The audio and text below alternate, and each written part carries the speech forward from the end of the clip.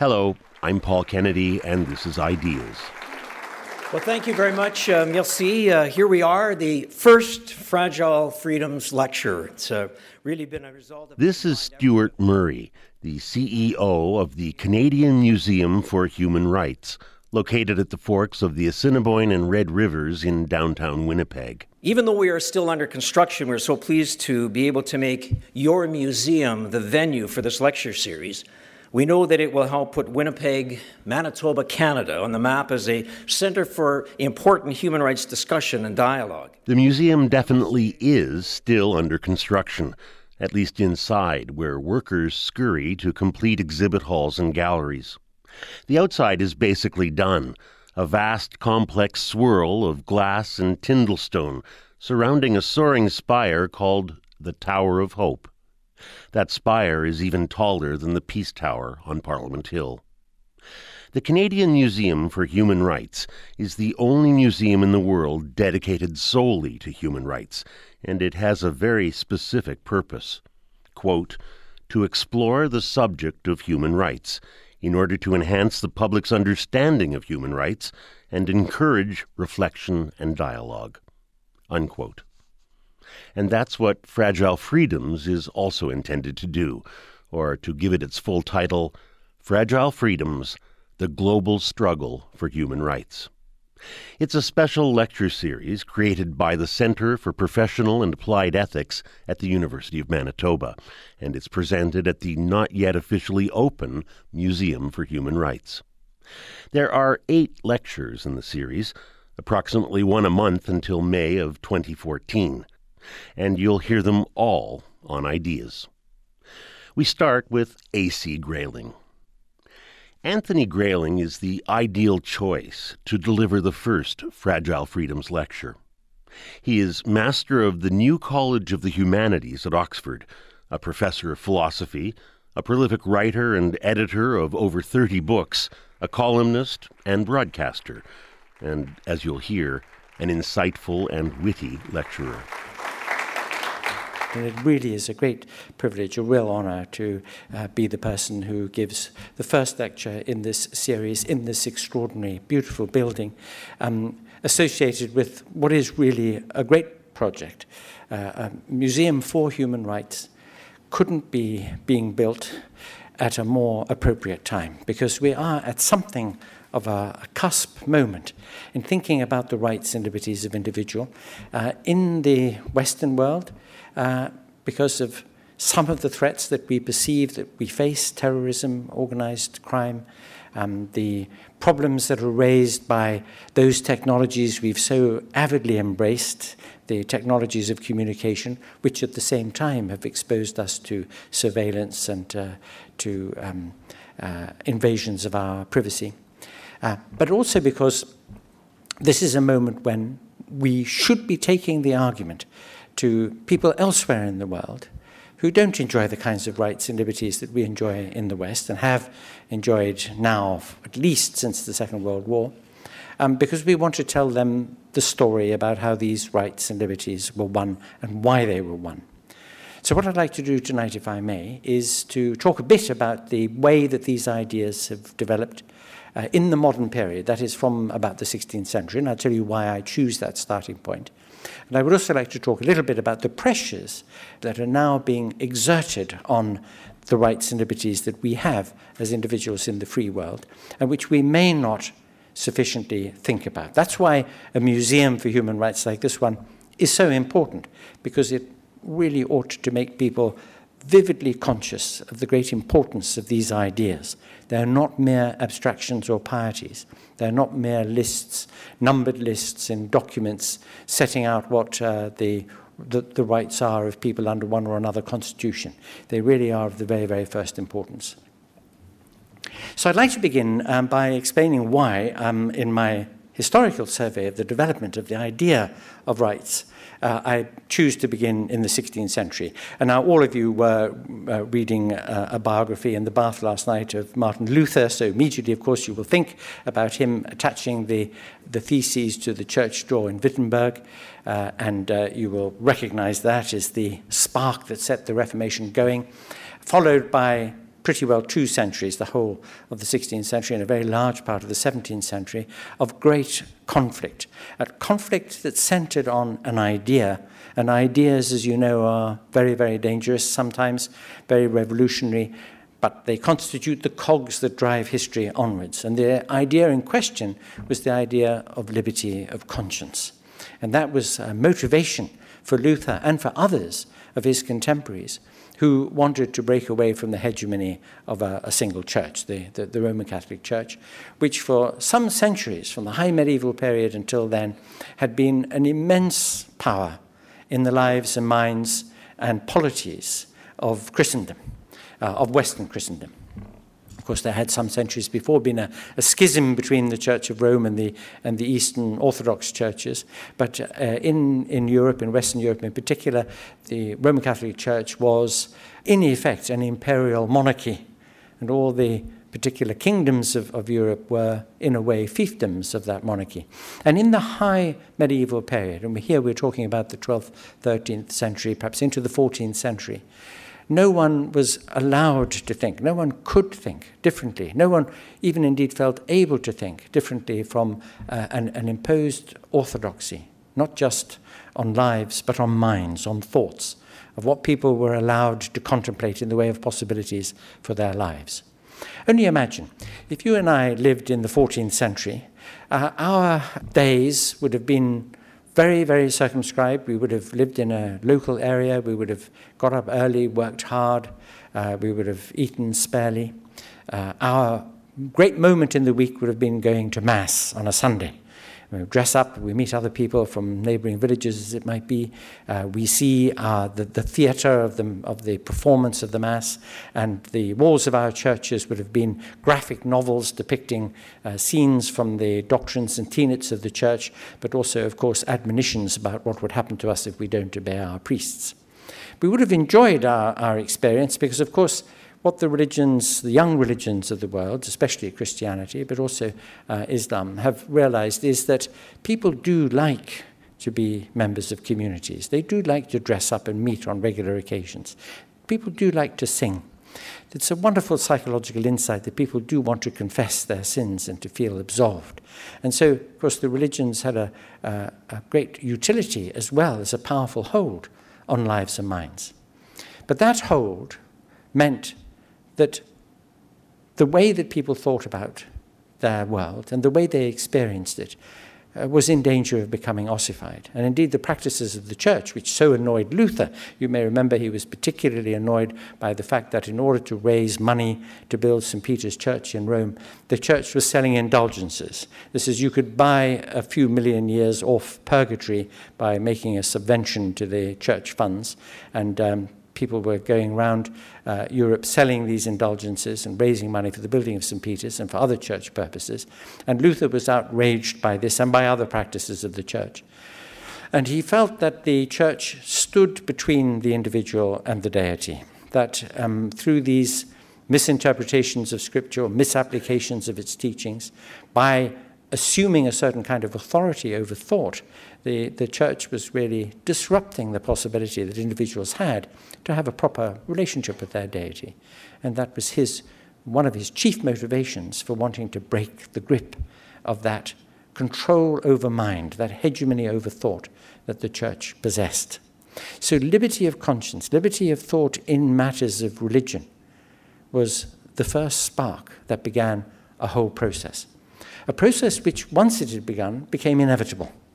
When you give people liberty of conscience, if they take it and can exercise it, pretty soon they begin to want to have liberty of thought in a more general sense, to be able to ask more questions, find out more information, conduct inquiries, think about the world a little bit more expansively than just through the window of one way of looking at things.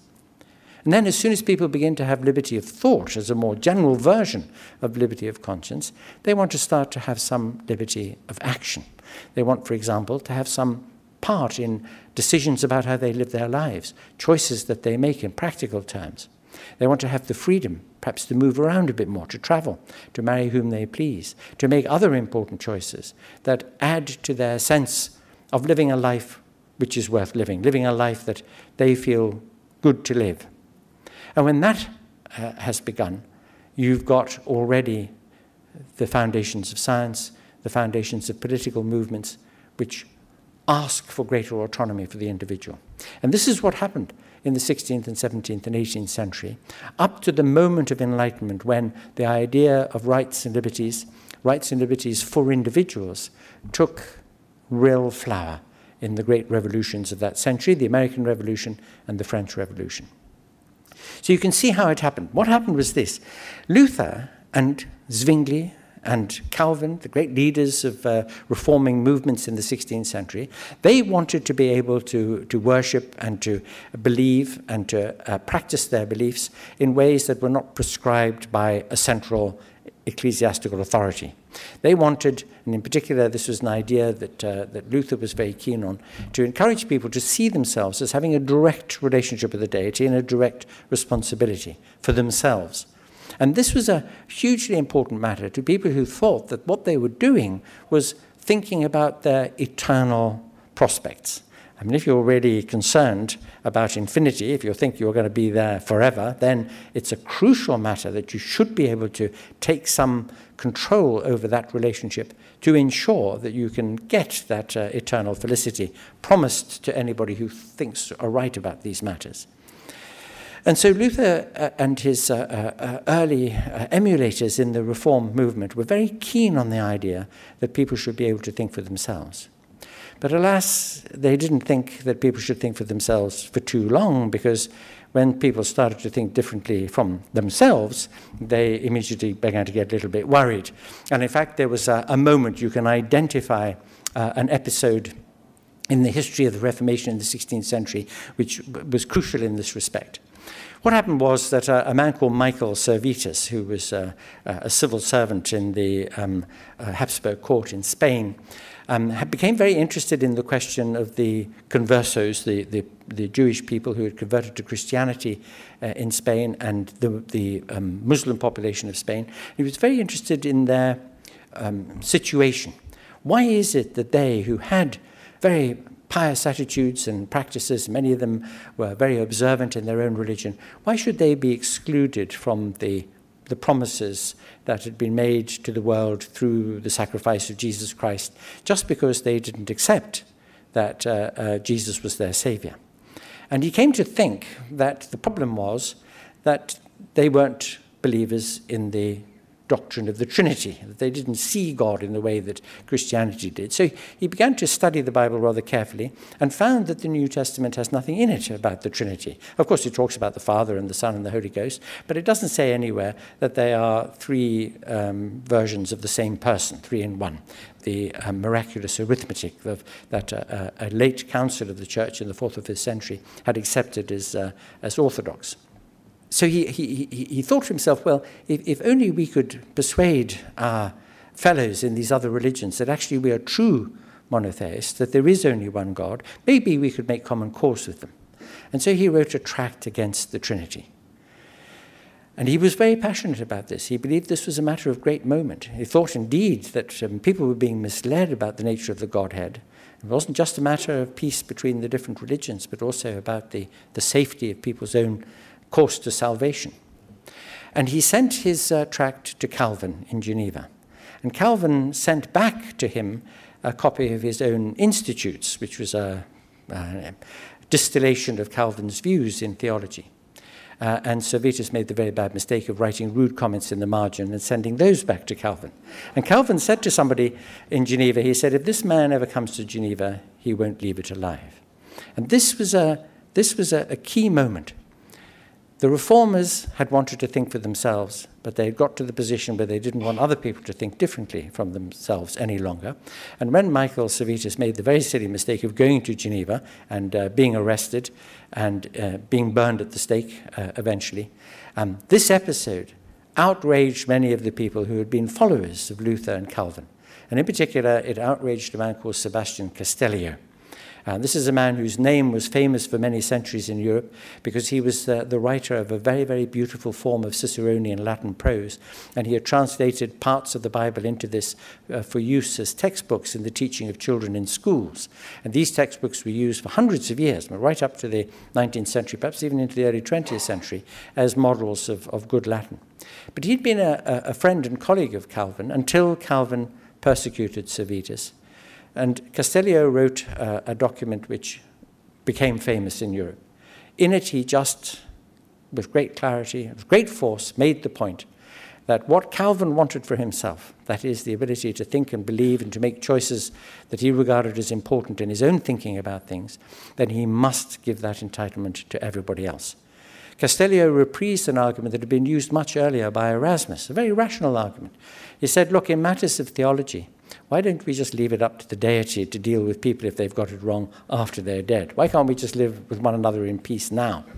There was a more substantial point to this because there was this vexed debate in the 16th century about what you needed to know to be saved.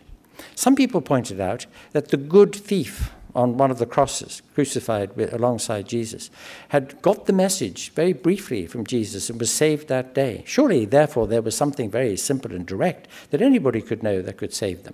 Did you really have to plough through great tomes and tomes and tomes of theology with very long words in them like marmalade and corrugated iron in order to know what would save your soul?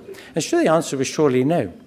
And Castellio made this point. He said, either we leave it up to the deity to decide whether people have got it right or wrong, or we go with the argument that says there is something very simple and elemental about what it is that people can and should believe, and it's something for them to see and for them to decide. And he wrote this pamphlet, and this pamphlet was very widely disseminated in Europe, and a lot of people agreed with him. A lot of people thought, we want to be able to think for ourselves in this respect. And that was a key moment. This is A.C. Grayling, talking about human rights, past and present. He's delivering the first lecture in a series called Fragile Freedoms, The Global Struggle for Human Rights. The lectures are all presented at the new Canadian Museum for Human Rights in Winnipeg. The museum will open in 2014. I'm Paul Kennedy, and this is Ideas on CBC Radio 1, on Sirius XM satellite radio, and on cbc.ca. Now back to Anthony Grayling, who is tracing some key historical moments in the development of the basic ideas of human rights and freedom. Now, all that was happening at the same time that Copernicus, the legend is that on his very deathbed he was given a copy, printed at last, of his great account of the way the heavenly bodies move. It was Copernicus, you may remember, who had revived the heliocentric view of the universe, partly because of the way that it simplified mathematical problems about descriptions of the activities of the heavenly bodies. But it was a view which the church found that it couldn't accept, because after all, it's said that when the foundations of the earth were laid by the deity, they were fixed forever. You will see this in Psalm 102. Also that the sun stood still for a whole day on one occasion when a great moment of crisis was happening in the Old Testament. So obviously the planet Earth is at the center of the universe and the other bodies go around it. So Copernicus must be wrong. Copernicus himself was very careful to say in the preface to his work that this was purely heuristic. He wasn't claiming that the sun is at the center. He was just saying that it makes the maths easier if you think that way. But other people like Giordano Bruno and later on Galileo, accepted this view. Indeed, most reasonable people did. But if they said that they did, they were liable to get themselves into trouble. In the case of Giordano Bruno, for that reason and for some others, he was burned to death in the Campo dei Fiori in Rome in the year 1600 because of his adherence to the truth of the Copernican view. And so the response that the church made to this fragmentation of Christendom and the fact that people were claiming the right to think for themselves, and that beginning to think for themselves meant it wasn't just in matters of religion, but in matters of inquiry into the world around them, that this seemed very threatening. But it was an unstoppable process. Because if you look at the history of the 17th and 18th centuries, what you see is a tremendous efflorescence of inquiry and of thought. The scientific revolution of the 17th century would have been impossible without the freeing of the mind for inquiry. From liberty of conscience to liberty of thought and inquiry, the step was a very short one. And in a very short order, it had begun to produce ways of thinking about the world that were radically different from how people had thought about the world before. And as I said earlier, as soon as people began to make those sorts of inquiries about the natural realm, they naturally began to make them about the social and political realm. You may have been reading the documents of the Levellers in the bath last night as well, and so you will remember their quoting of that little couplet which said, when Adam dug and Eve span, who was then the gentleman? They were thinking about the fact that the social order that had kept them under and oppressed them for so long had no roots, that there was a sense of an original freedom that might be recovered if only people could challenge the social order under which they lived. And so liberty of conscience, developing into liberty of thought, began to develop into liberty of action, people wanting to make an important change in the way things were organized, a change that gave them the possibility of participation in thinking about themselves. But this process, again, like water overflowing the banks of a river, went into all sorts of different debates and fields. A very significant figure, now rather forgotten, but he should be remembered and celebrated, was a man called Anthony Benezet, been born in France to a Huguenot family. His family suffered persecution in France because they were Huguenots. They went to England. Anthony Benezet was educated there, and as a young man came to North America, to the then British colonies of North America, and set up as a teacher. And apparently he was a brilliant teacher. But one thing he did was, in the evenings, he taught the children of Negro slaves. In the daytime, he taught white children. And he found that the children of Negro slaves were no different in any respect from the children that he taught during the day. They were every bit as intelligent, every bit as inquiring, every bit as curious, every bit as lovely. And he asked, by that time he had become a Quaker, and he asked his fellow Quakers why it is that they continue to support the institution of slavery. He too made an inquiry of the scriptures and found that there was far too much laxity in thinking about this matter of the enslavement of one person by another, as if this was just acceptable. But it seemed to him to be unacceptable. And he challenged his fellow Quakers to think differently about it. This was in the middle of the 18th century. And once people began to be interested in the question of slavery, it took a long time, of course, many decades actually to abolish slavery in the northern part of the new infant United States, and then to abolish the slave trade itself, and finally to get rid of slavery in the southern states of the United States, a long process of real difficulty and struggle. But nevertheless, once people became engaged in that struggle, it started to occur to them that other forms of slavery existed. The slavery of the worker in the factory, the slavery of the woman in the kitchen. And people began to ask, surely these people are entitled to an enfranchisement. Surely these people too should be liberated from bonds, traditional and otherwise, that oppressed them and kept them down. So you can see how these ideas, the ideas of rights, the ideas of liberty, the idea of autonomy of the individual, really proliferated, flourished, expanded rapidly. In terms of human history, a couple of centuries is relatively short, and from the Lutheran moment to the great documents of the American and French revolutions, it was relatively short time. And already people were thinking about the idea of rights and liberties across the whole range of concerns that we're now familiar with. But it was the Enlightenment itself, really, that gave the great impetus to this idea, embodied it in those documents of those world-changing, history-changing events. And did so in very, very interesting ways. If you look at the Bill of Rights, the Rights of Man in the French Revolution, it's a very short document, and it's a very clear and simply stated document, which just says that people, individuals, should be free in the sense that they are not owned by something or not obliged to live their lives under the control of something. The hegemony over the mind exercised by the church, the hegemony over the body and over prospects and possibilities exercised by an absolute monarchy. That these institutions which claimed a traditional authority over people's lives were not entitled to that authority. and that what the revolution had done was it had broken the chains of that authority, and it had accorded to each individual, just in virtue of being a human being, these very, very fundamental rights. The aim of which was to open up a space around the individual so that he or she could, if energetic enough and determined enough, make something out of choices that they were free to make about how they should live. In the case of the American Revolution, there was a very interesting discussion. You know, this was the other thing you were reading in the bath last night, was the Federalist Papers. So you will know there that there was a very vigorous discussion about what should be added to the Constitution in the way of protections of rights. And it was an interesting discussion, this, because it connected to something which people hadn't even thought about because they just assumed it in classical antiquity. And this was whether or not documents of a constitutional nature should actually confer in a positive way certain sorts of rights on people.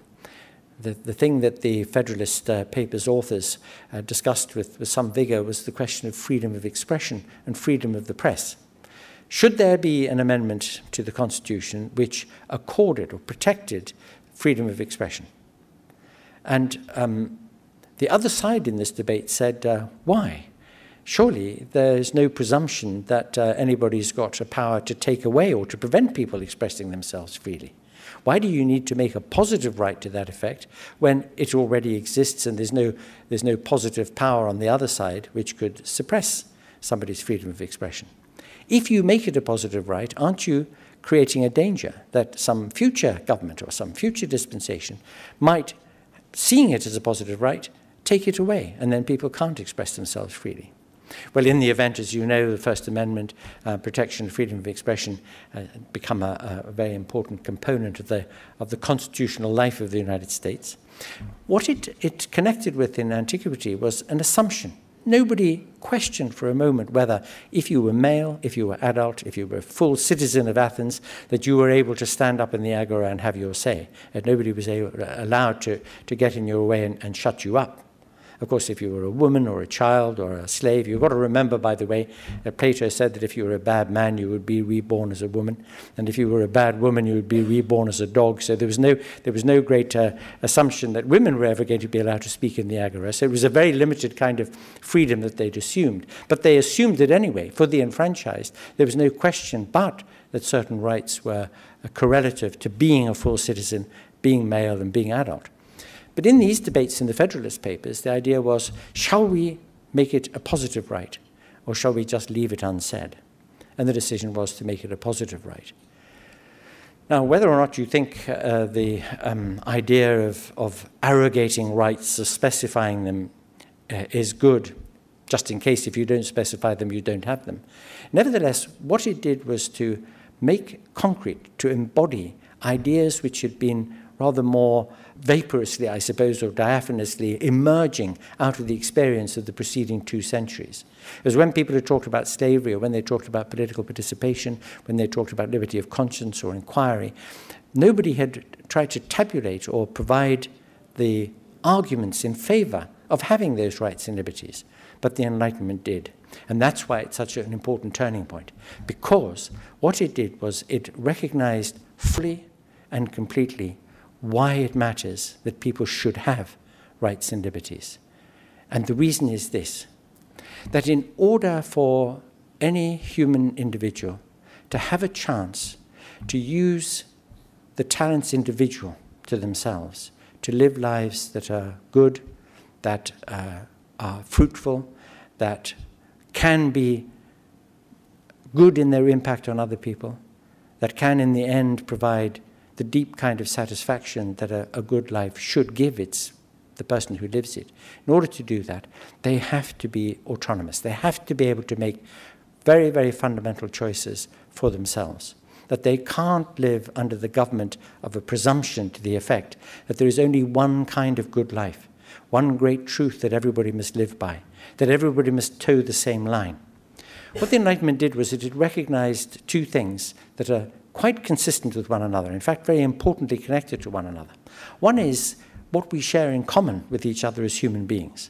the basic, essential sociality of our nature. The fact that we need one another, we need to be part of communities, we need to be able to give and receive affection and friendship, and to be able to rely on the support of other people and to give care to other people. These are very fundamental needs that we have. None of us, or very, very few of us anyway, like to be lonely or cold or hungry or tortured or in pain or abandoned or neglected when we're in need of comfort and succor. So these are things that we all share in common with one another, the shared humanity that underlies all our possibilities. But at the same time, we are very diverse. Human nature is a highly pluralistic thing. What might be a life good and satisfying for you might not be for me. People might make choices, have tastes, have interests, needs and desires that differ very widely from one another. And so there what we need to do is we need to have some insight, some sympathy and generosity in our understanding of other people. We need to have tolerance of them. We need to recognize that they have an entitlement, a claim on us to be allowed to look for the good in their own way, just as we want them to allow us to look for the good in our way. And it emerges from these recognitions of acknowledging the fact that people can be different from one another, and that we need to have a conversation with one another about how we adjust these differences.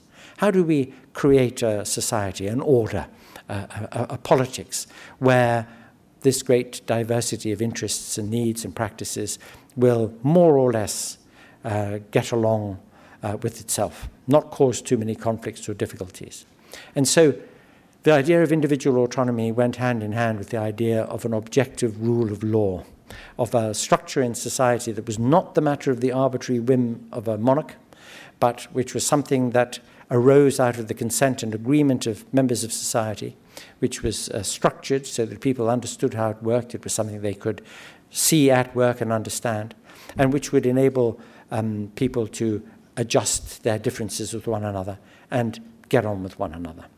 These were great gifts of the Enlightenment. These were things that Enlightenment thinkers saw as being necessary if individuals were going to have that thing that would make them rise up to the challenge that had been issued so long before, the challenge issued by Socrates, to think about what sort of people we should be, how we should live our lives, and what values should color and shape them, recognizing that different values, different goals would apply to different people. We all know this in the form of that saying, different strokes for different folks. Once we recognize that that's the case, we see that the hegemonic society, the monolithic society where there's one great idea, is no longer tenable. That the one great idea concept is something that limits human beings and prevents them from being truly free. That freedom, the freedom of the individual to make those choices, think those thoughts, have liberty of conscience and of action, is essential to the possibility of true human flourishing. This is British philosopher and author Anthony Grayling. He's delivering the first ever lecture at the Canadian Museum for Human Rights in Winnipeg, and is tracing the historical development of the basic ideas of human rights and personal liberty. This lecture is the first in a series of lectures organized by the Centre for Ethics at the University of Manitoba. I'm Paul Kennedy, and this is Ideas on CBC Radio 1, on cbc.ca, and on Sirius XM satellite radio. And now the conclusion of A.C. Grayling's lecture.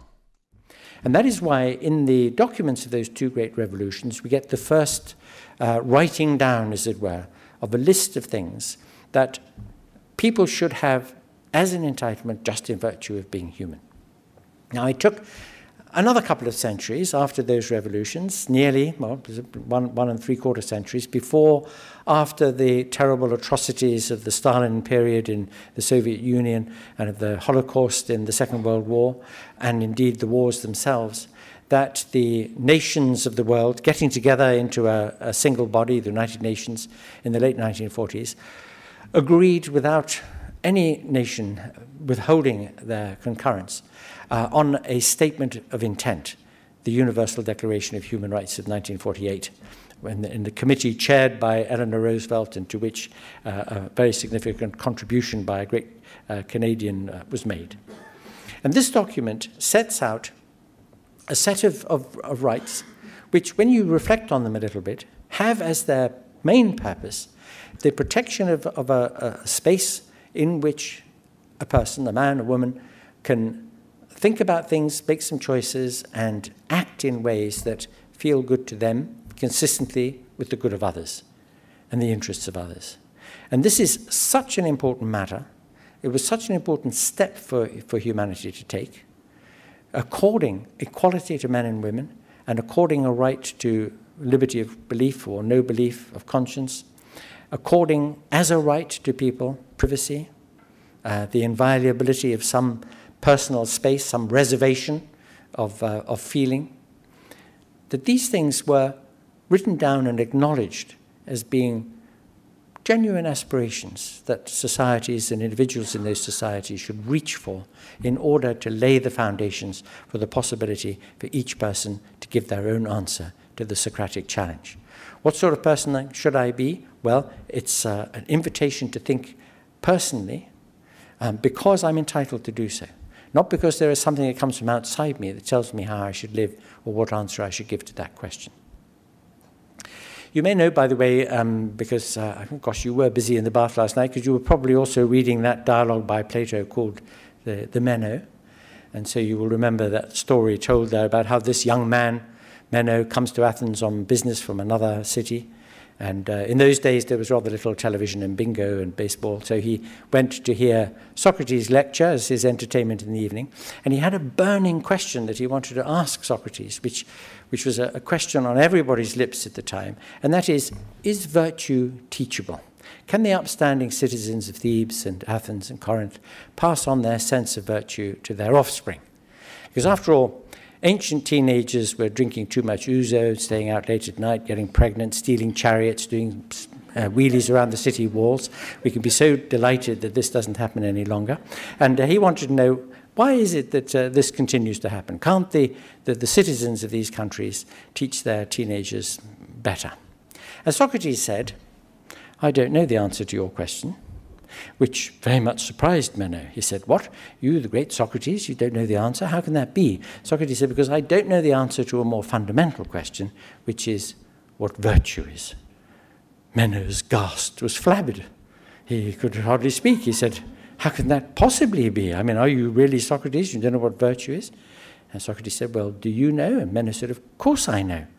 And Socrates said, oh, good, I've been looking for somebody all my life who can tell me what virtue is. And you can see what's coming next, because when Meno offered some definitions, Socrates immediately demolished them, until eventually the Meno said, oh, you're like a stingray, you've stung my lips and tongue, and I don't know what to say. And Socrates said, good, now that you know that you don't know what you're talking about, we can begin to make progress. This is a story I tell my students, by the way, because I say to them, what this illustrates is that confusion is the beginning of wisdom. So if you're feeling confused, you're on the right path. So this is a very good lesson to have learned. But what was key to this was that Socrates wanted Meno to look at his own assumptions and things that he thought he knew and things that he thought he was clear about, and to do some thinking for himself. Now, you know what Bertrand Russell said on this matter, that most people would rather die than think, and most people do. So the challenge to think is a very important one, a very significant one. And of course, it's not obvious how people do this. I mean, if you decided that you're going to think about your values, examine your philosophical assumptions, and you chose to do it at 5 o'clock on a Wednesday afternoon, and you got yourself into the Rodin position, to do a bit of thinking, the likelihood is that a blank would ensue, followed by the thought that you forgot to get such and such in the supermarket, and so on. So it's not obvious how one goes about this task. Those of us who are paid salaries to be philosophically reflective have to practice it. The way you do it, of course, is to read and to write and to discuss, to find out what other people think, to offer some ideas, to have the integrity to change your mind when you get better arguments and evidence in response to what you think. It's a process. And in fact, it may even be that very good lives, I mean lives not good in the goody two-shoes sense, because it may be that if you're very reflective, conventional morality may seem to you a house of cards, and you may be rather subversive in your conclusions. But really to think about these things could be what's constitutive of a life genuinely worth living. Part of such a life, that is. That is what the Enlightenment saw. That is what the Enlightenment saw as being necessary But they also saw that it's not possible to be a thinker like that and to ask those questions. It's not possible to start over, as Socrates wanted Meno to start over, unless you're free to do so. So the real importance, the great importance of people having those rights and liberties which these instruments, like the UN Declaration, like the Bill of Rights in the US Constitution, like the Declaration of the Rights of Man in France, the intent behind them was to free people to do that all-important task of thinking about a life worth living. There is an ultimate and deep moral purpose that lies behind the idea of rights. If there wasn't such an idea, if it didn't matter whether or not people could live in ways that were genuinely flourishing for themselves, then why not have an ideology? Why not impose it on everybody? Why not do their thinking for them?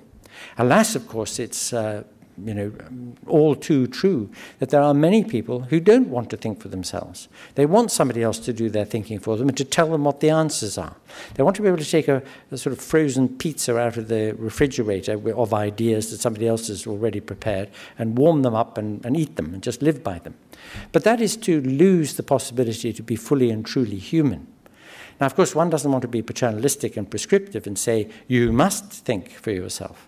But what one can do is can say, let us all agree that for anybody who does want to think for himself or herself and to choose a life, to live the chosen life, that person should be entitled to do it. And that is, as it were, the bottom line of thinking about rights and liberties. Socrates himself said, the unconsidered life, the life that isn't thought about and isn't chosen by the person living it, is really not worth living. He said that because if you don't live the life that you've thought about and chosen, then you're a football in somebody else's game. You're going in the direction that they've kicked you in, not that you've chosen to go in. But of course, you can only make those choices and think those thoughts if you're free to do so. And that is why ultimately the ideas of rights matter. Now we live at this moment, a rather tense moment in our world's history, in which organized crime, terrorism, the fact that we have embraced these technologies which make us naked to the view of anybody who wants to look into our lives, our emails, our text messaging, our mobile telephones. You know that if you use one of these search engines like Google, that it will be watching you, collecting evidence about you, targeting advertisements at you. You will know that the security agencies of the major countries use these softwares that trawl communications, looking for suspect patterns in those communications, and that if such patterns are recognized, that human intelligence would be focused on that, on those communications. I'll tell you one very, very small and in its own way, individually rather insignificant incident, but it is the tip of a huge iceberg. I know someone who has a company with a branch in Hong Kong. And the person who managed his branch in Hong Kong had occasion to fly up to Beijing in China to transact some business. And so he flew up, and the aeroplane taxied on, landed at Beijing, taxied onto the apron, and he saw a large number of policemen on the apron, and he thought, oh, something's going on. And then he saw the policemen converging on the aeroplane that he was in, and he thought, ooh, something's going on this aeroplane. And the policemen all came onto the aeroplane and arrested him, much to his shock and surprise. And he was dragged off very unceremoniously into a room, and he was questioned for 17 hours, and his laptop was confiscated, and all his other goods were confiscated, and he was put back on an aeroplane back to Hong Kong and told that he wasn't going to be readmitted to the People's Republic of China. And he had no idea why. Not one idea why this could have happened. He contacted the British Embassy in Beijing, he contacted the Foreign Office in London, he contacted his headquarters in London, perplexed. I mean, his career was at an end if he wasn't able to conduct business in China. Only to be told that the reason why he'd been subjected to this treatment was that he had a Facebook account, and that one of the people, one of his many, many dozens and dozens and dozens of friends on Facebook, how can you have 500 friends? Well, one of his many, many friends on Facebook was also a member of the committee, the Free Tibet Committee. And that is what the Chinese authorities had spotted, and they weren't going to have somebody coming into the country who was associated with a member of the Free Tibet Committee. Now, it sounds like an apocryphal story, but alas, it's true. And this is the result of the fact that in all innocence, We've embraced these technologies now. We've done it avidly because they are so useful to us. We love the internet, for example. At the speed of light, we can have all sorts of information. We get loads of data. We know that the internet is the biggest lavatory wall in history on which everybody scribbles their graffiti, so we know there is a great deal of nonsense there too, but if we're thoughtful and reflective and careful and use the information, it's a tremendously valuable resource. You do have to be very careful, by the way. I'll tell you a little story about why. You've all heard of Monsieur Bernard-Henri Lévy, the French philosopher with the décolletage. Have you ever come across him? There's a plunging neckline. I asked him once why he keeps his shirt open to his navel, and he said, because I'm hot. But he published a book a couple of years ago in which he quotes with approval a very, very little-known 18th century French philosopher called Botul, B-O-T-U-L, only to discover, after the book had been printed, that this Botul had been made up by some joker on the internet, which Bernard would have noticed if he had thought to himself that Botul's theory is botulism.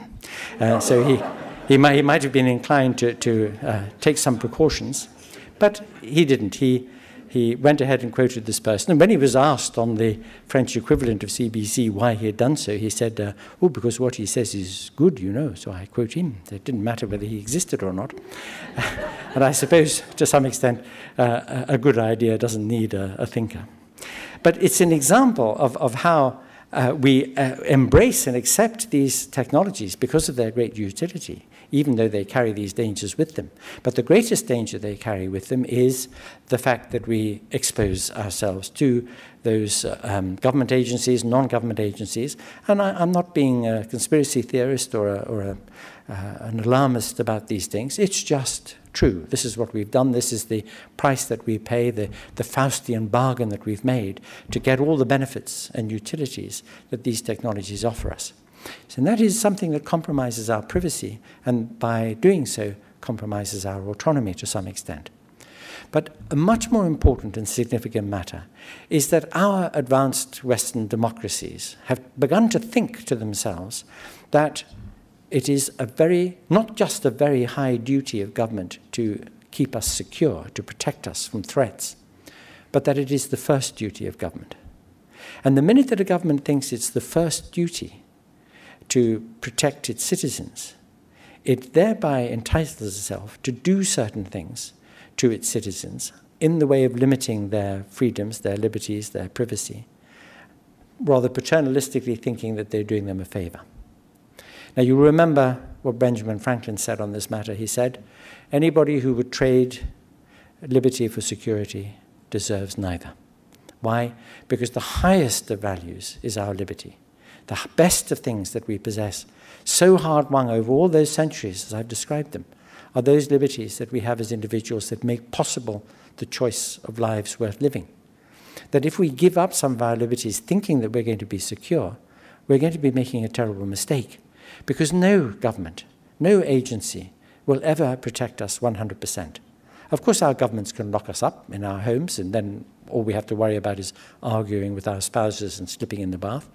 But if we're going to be free, if we're going to travel about, get on a bus or a train or an aeroplane, if we're going to live lives worth living, then we must take risks and we must accept those risks. And we must be part of the story of looking after our own security. That is, we must be mature about it and recognize that it is a much, much more important thing to be free than to be safe. Of course, we want to be safe, and of course it is a high duty of government to try to protect our safety, and of course we are prudent and rational if we are very careful about our own safety and the safety of people we care about, yes. But there is no point in being secure if you're not free. The much more important thing is the freedom that we enjoy because we have rights and because we have civil liberties worth having. And those things are worth having because of the possibilities that they open to us to live lives that are positive answers to Socrates' challenge. So I think when we talk about human rights, when we talk about civil liberties, when we talk about this world that we occupy now, we should remember a very, very striking fact. And that is this. Every one of us in this room tonight lives the life, has the possibilities, can make the choices that 400 years ago only the most wealthy and powerful aristocrats could have and do. That we all live now as lords because we have those freedoms and because we can make those choices. And it would not be fair or just to all those who struggled over the centuries just gone, nor would we be doing ourselves any favors, and we would certainly not be doing any favors to our children and grandchildren if we gave up any of those liberties and rights, thinking that we were going to benefit by doing so, because most emphatically, we won't. Thank you very much.